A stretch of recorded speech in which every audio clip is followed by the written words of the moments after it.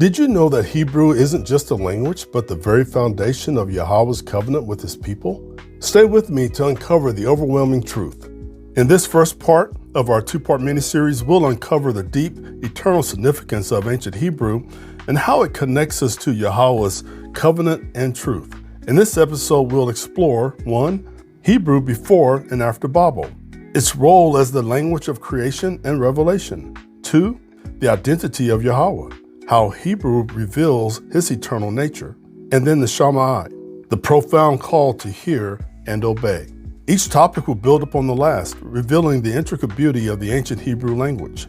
Make sure you stay tuned for part 2, where we'll go even deeper into the eternal and prophetic roles of ancient Hebrew.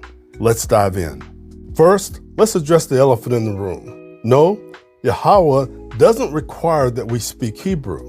More on the name YaHaWah in just a moment. However, the implication of the importance of ancient Hebrew can't be ignored. Ancient Hebrew is a divine medium for revelation, worship, and identity. It's a language with unique significance from Genesis to Revelation in YaHaWah's covenant with his people. Second, there's another elephant in the room. Yes, we are progressing in our use of Hebrew. That's why we are recording this video, to demonstrate the power of ancient or Paleo-Hebrew. In our journey to come out of Hellenism and Darnell or Tares, which is Christianity, we progress from using Greek-influenced names and terms that do not honor our Creator. Our progression led us to embrace modern Hebrew because 1, it was readily available, 2, it was a departure from the Greek-influenced words, and 3, the words have real meanings that are important to YaHaWah. There will be those who don't agree with this next statement, and that's fine. But we will continue to embrace modern Hebrew, not because of Masoretic Jews who complicated the Hebrew language with vowel pointing and the Naquad, a way to indicate vowels, and the Matrix Lectionis, so vowel letter system. So none of that is the reason why we are embracing it. But because most characters map to the ancient Hebrew either directly or by the root word, many YaShaRahLa have become familiar with the modern and often are familiar with both modern and ancient. The alphabetic characters of the ancient Hebrew and their sound are A, Ba, Ga, Da, Ha, Wa, Za, Ka, Ta, Ya, Ka, La, Ma, Na, Sa, I, Pa, Taza, Kwa, Ra, Sha, Tha. You may be thinking in an odd language if you're unfamiliar with Paleo-Hebrew or Proto-Hebrew. Quite the contrary. It demonstrates the brilliance of our Creator, as we'll see in this video. I'll emphasize those characters in the names we see on the screen. For example, let's take our Creator's name, YaHaWah. We'll compare ancient Hebrew to modern Hebrew. The first character is Yah. Second character, Ha. Third character, Wah. Final character, Ha. And from right to left, YaHaWaHai. YaHaWaHai. Take a look at our banner at the bottom of the screen. The arrow is pointing to the Creator's name. We see both modern and ancient Hebrew here. When we flip the letters and read from left to right, as we do in English, we see YaHaWaHai. You try it. Pause the video and just pronounce the letters. YaHaWaHai.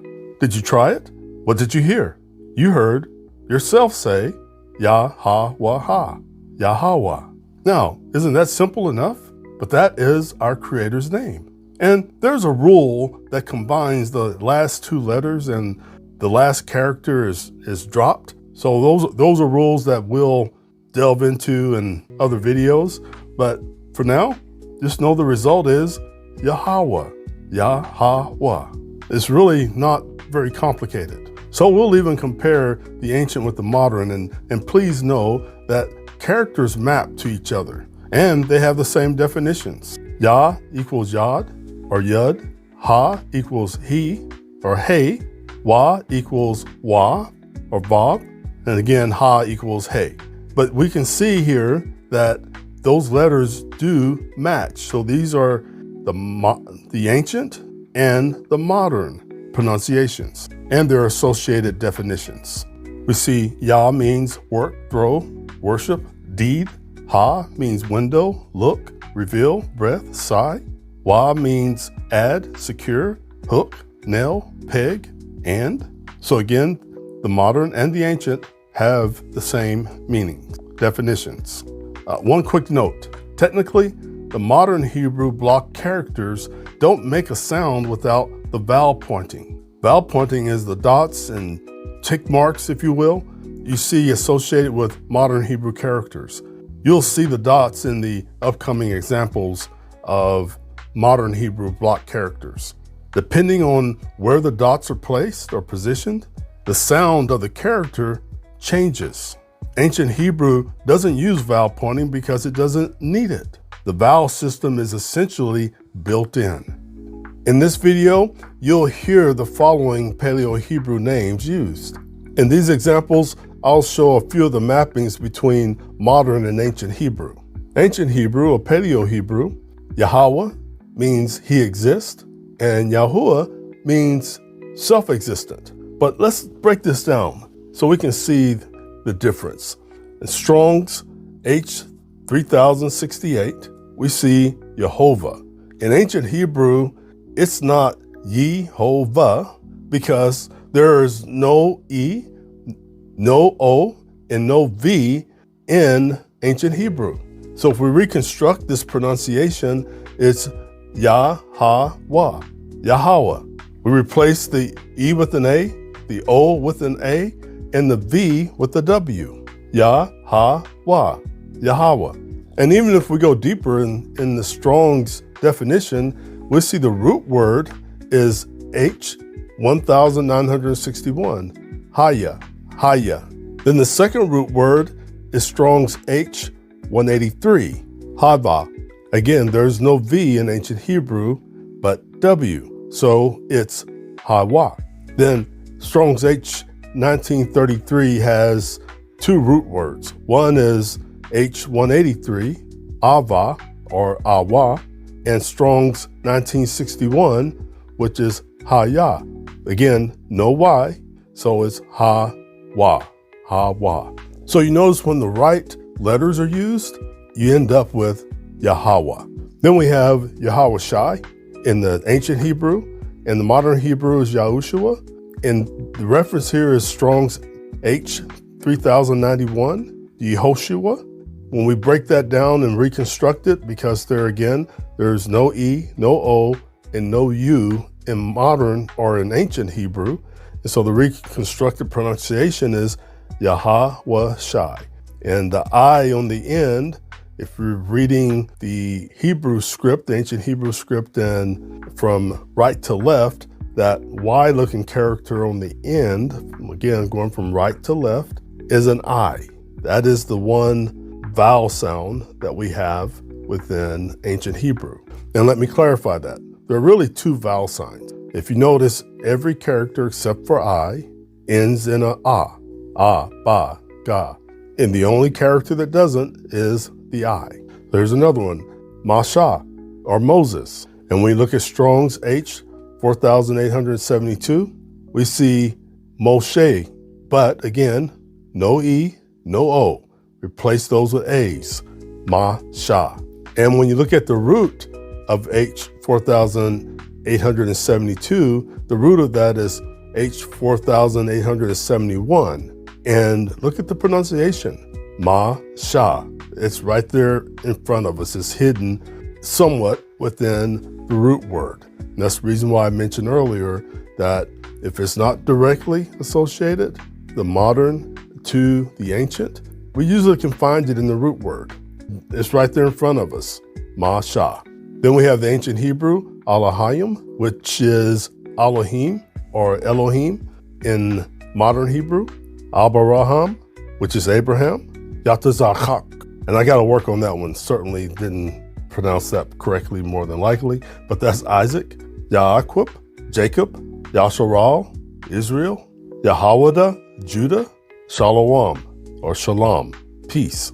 So those are a few of the words you'll hear, but I just wanted to emphasize that ancient Hebrew is a simple language with deep meaning. There are grammatical rules in ancient Hebrew, just like any language we'll continue to learn. But have you ever wondered why the chosen people of YaHaWah spoke and wrote in Hebrew? Or how this language connects YaHaWah's eternal plan? Let's explore. Hebrew before and after Babel. We find complementary stories in Genesis and Jubilees. Hebrew is called the language of creation in Jubilees. That indicates it was the pre-Babel language. This suggests that it has special significance and has been preserved as the language of divine revelation and covenant. In Jubilees 12, 25 and 26, this is what we see. And YaHaWah, Elohim, said, open his mouth and his ears, that he may hear and speak with his mouth, with the language which hath been revealed. For it had ceased from the mouths of all the children of men from the day of the overthrow of Babel. What language had ceased? That's the question. And verse 26 answers that for us. And I opened his mouth and his ears and his lips, and I began to speak with him in Hebrew, in the tongue of the creation. Hebrew was that language. And in this context, Hebrew acts as a thread connecting humanity to YaHaWah's original plan for unity under his sovereignty. Then in Genesis, it fills the gap about this language. Genesis 11, 1 through 9, it says this, and all the earth had one language and one speech. And it came to be, as they set out from the east, that they found a plain in the land of Shinar, and they dwelt there. And they said to each other, come, let us make bricks and bake them thoroughly. And they had brick for stone, and they had asphalt for mortar.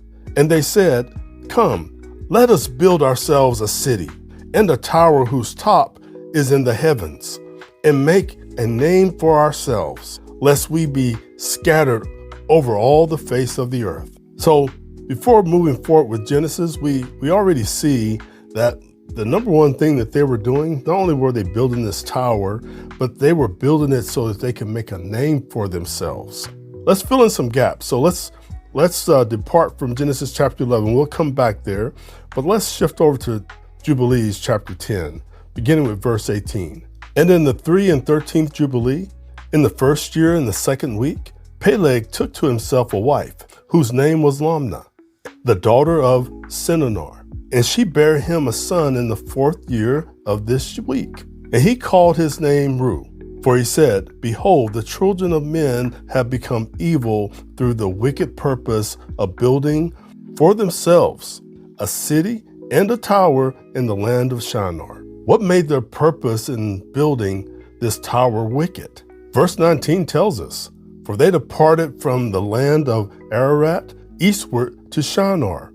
For in his days they built the city and the tower, saying, quote, go to, let us ascend thereby into heaven, close quote. So they were looking to ascend into heaven.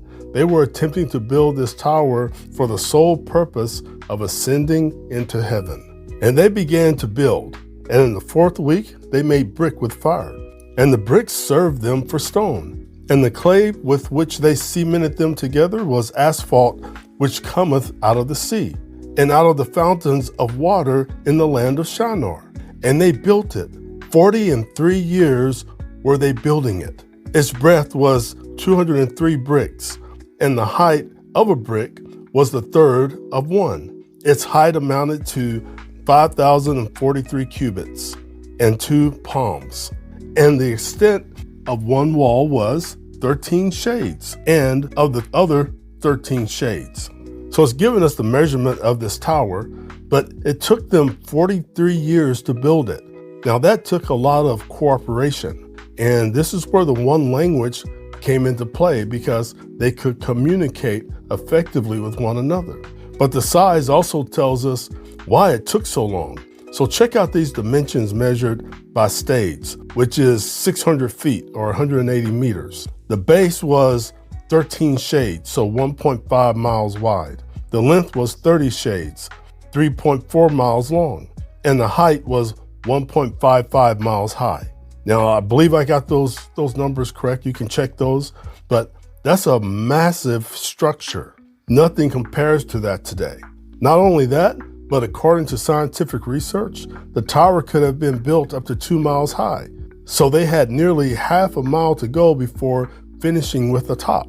Verse 22, and YaHaWah, our Elohim, said unto us, behold, they are one people, and this they begin to do, and now nothing will be withholden from them. Go to, let us go down and confound their language, that they may not understand one another's speech, and they may be dispersed into cities and nations, and one purpose will no longer abide with them till the day of judgment. The blessing of having one language was taken away from them.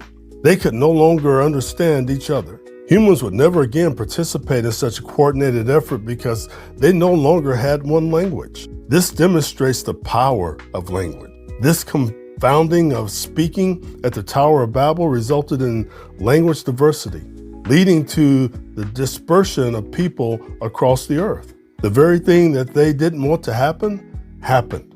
The immediate consequence was a significant barrier to the unity of humanity. So what is the impact of language diversity? Number one is communication barriers. A common language facilitates seamless communication. The absence of a shared language introduces misunderstandings. Can you imagine the level of frustration that was immediate at the Tower of Babel? People have difficulty communicating effectively when they speak the same language. However, effective communication is nearly impossible when people speak different languages. To build such a structure as the Tower of Babel was very innovative, but they didn't have technology like language translators. Think about this situation. There was effective communication for 43 years, then suddenly they can't communicate. I can only imagine how frustrated everyone was with each other. Scripture doesn't say so, but it's highly possible that more than one conflict occurred. That whole confounding of language caused them to disperse across the earth because they could not communicate with each other. Language diversity, also called cultural divergence. You see, language is deeply intertwined with culture, shaping certain norms, values, and worldviews. The diversification of languages at Babel led to the emergence of distinct cultures. These cultural differences can pose challenges because of varying interpretations and practices that likely led to conflicts and misunderstandings. Language diversification also created an opportunity for trust and relationship building. Effective communication relies on trust, which is fostered through understanding language. Language barriers can impede the development of trust, which affects our ability to understand each other. Language diversification also impacts knowledge transfer. Language differences severely impact the ability to transfer knowledge and teach others. If knowledge can't be transferred effectively, then there is a high probability of potential miscommunication. Let's continue to read. Verse 23, and YaHaWah descended, and we descended with him to see the city and the tower which the children of men had built. And he confounded their language, and they no longer understood one another's speech. And they ceased then to build the city and the tower.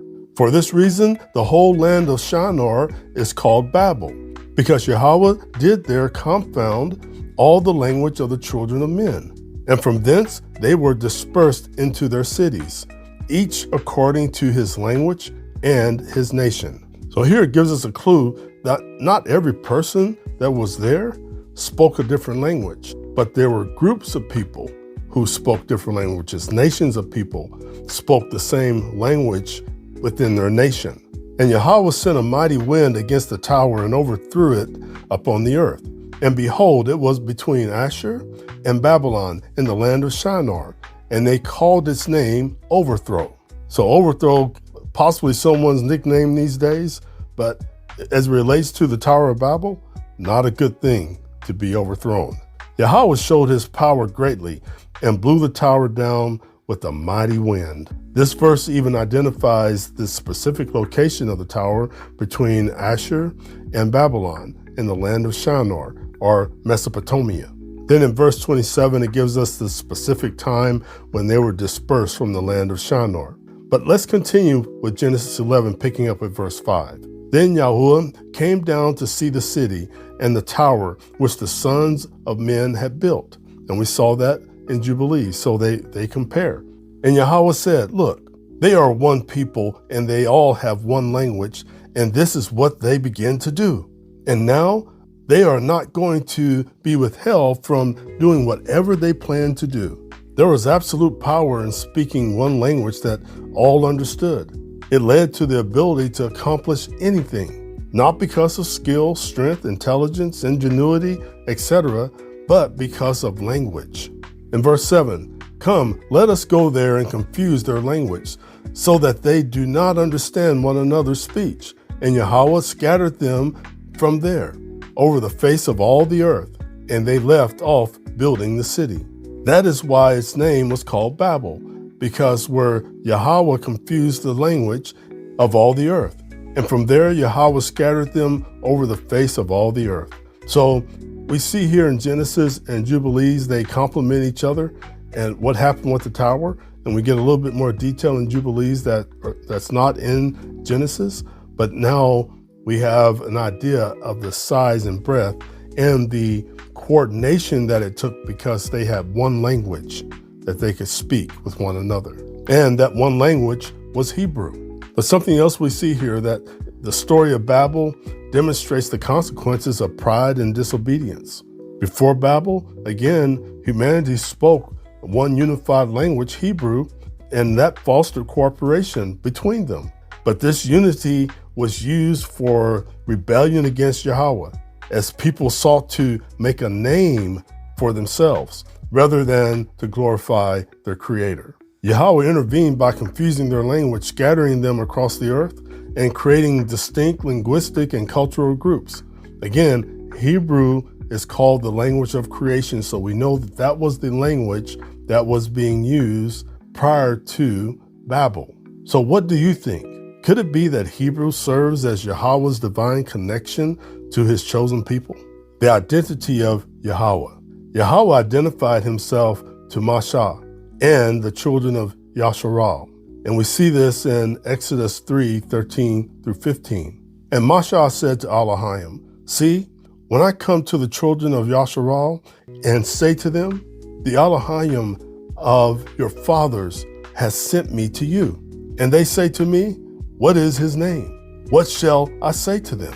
You see, they knew his name, but he knew since YaShaRahLa had been crying out to YaHaWah without a response, Masha wanted to know how to convince YaShaRahLa that he had encountered him and heard his voice. So verse 14, and Elohim said to Masha, I am that which I am. And he said, thus you shall say to the children of YaShaRahLa, I am has sent me to you. Instead of telling Masha his name, he gave him an identifier, a statement of eternal self-existence. In Hebrew, he said, Ahaya, Ashar, Ahaya, I am that I am. And Elohim said further to Masha, thus you are to say to the children of YaShaRahLa, YaHaWah, Elohim of your fathers, the Elohim of Abraham, and the Elohim of Yitzhak, and Elohim of YaHaWah has sent me to you. This is my name forever, and this is my remembrance to all generations. As we use the ancient Hebrew name YaHaWah, understand that it conveys his unchanging nature and covenant faithfulness. Unlike other languages, Hebrew's structure and depth allows for layers of meaning in divine names and titles. For example, YaHaWah encompasses the concepts of he who was, who is, and who will be. He exists. This unique linguistic quality ensures that the depth of his name remains intact forever. How does understanding our Creator's name, YaHaWah, in its original ancient Hebrew context, deepen your appreciation for his eternal nature? The shama, hearing and obeying. We find this shama in Deuteronomy chapter 6, verses 4 through 9. Understand this, that the shama is more than a statement. It's a profound call to action. In Hebrew, the word shama means to hear or to listen, but it also implies obedience and commitment. The shama begins with the declaration in verse 4, Hear, O YaShaRahLa. YaHaWah our Elohim, YaHaWah is one. And you shall love YaHaWah your Elohim with all your heart and with all your being and with all your might. And these words which I am commanding you today shall be in your heart. And you shall impress them upon your children, and shall speak them when you sit in your house, and when you walk by the way, and when you lie down, and when you rise up. So his word should be on our mind at all times in everything that we do. Verse 8, and shall bind them as a sign on your hand, and they shall be as frontlets between your eyes. And you shall write them on the doorpost of your house and on your gates. This passage emphasizes the exclusivity and unity of YaHaWah as the one true Elohim. It calls for total devotion to YaHaWah, heart, soul, and might. The precision of the ancient Hebrew language makes the meaning of this passage clear. The covenant with YaHaWah requires action, not just intellectual agreement. I have been accused of being too serious about my walk with YaHaWah by those who are not serious about their walk and destiny with eternity. But unlike the misdirection of Christian theology of faith and grace, the Torah covenant relationship with YaHaWah requires compliance. Compliance to what, you may ask? Well, to feast days, dietary laws, the 10 Commandments, including Shabbat, and all covenant commands. By and large, Christian theology doesn't require compliance with the Torah. Why not? Because unlike YaShaRahLa, Christian organizations aren't in covenant with YaHaWah. YaHaWah made a covenant with a nation, a people, not an organization. Additionally, YaShaRahLa believes in and accepts the sacrificial blood of YaHaWaShai to remove sin. Also, regarding the shama, it instructs parents to teach these words to their children, bind them as symbols, and write them on their doorposts. This demonstrates how ancient Hebrew serves as a vehicle for transmitting covenant commitment across generations. I make it a practice to read the Shema every Shabbat, Sabbath day. How about you? What steps are you considering to integrate the principles of the Shema into your devotional routine? We've seen how Hebrew was preserved before and after Babel, its role in revealing the name of YaHaWah, and the covenant significance of the Shama. In part 2, we'll explore the eternal power of YaHaWah's word in ancient Hebrew. We'll also discover the prophetic role of ancient Hebrew in Scripture and how it continues to shape identity, worship, and unity among YaHaWah's people. Click on part 2 or select it from the playlist. Shalom.